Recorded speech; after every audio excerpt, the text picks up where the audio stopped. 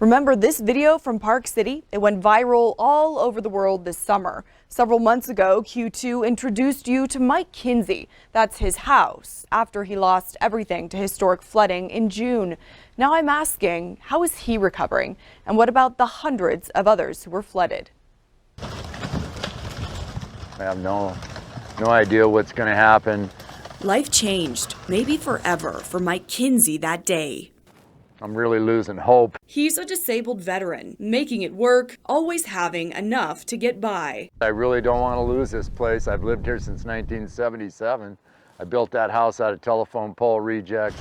He's spent the last few months buried in grief, buried in paperwork, and buried in debt. Yeah, things are not good. That's an understatement. I still owe $250,000 or more on this house. I should have had $250,000 in flood insurance, which I don't. My homeowner's policy wouldn't cover anything during the flood, so I have a denial from them. My mortgage company finally put me in forbearance, which means that my payments are stacking up. There's just one company that hasn't come to collect. With water rising, Donna's Construction hauled truck after truck of rock to Kinsey's place. And put another 100-ton of rock in here, which I have not paid for, so I don't even know how much I owe Donna's Construction for trying to save my house.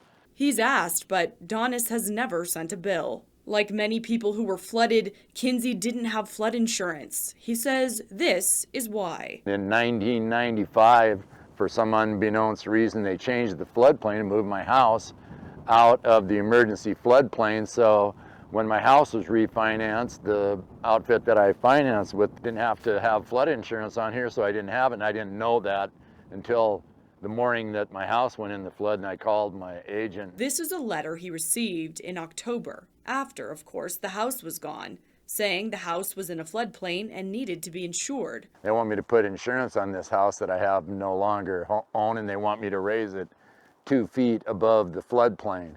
With $37,000 from FEMA, Kinsey says they're trying to make it through the winter and as long as they can. If the financial stuff was resolved, you would rebuild here. I would try to. But he knows he may lose more.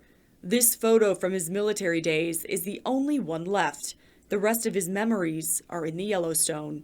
Can't even make a educated guess as to what the hell I'm gonna do, to be honest with you, because I just don't know.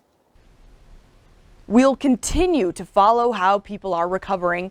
Agencies tell us they're working with 300 families right now that can't live in their homes this winter due to ongoing repair work and other problems.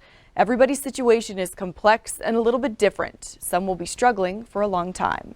In Billings, Augusta McDonald for MTN News.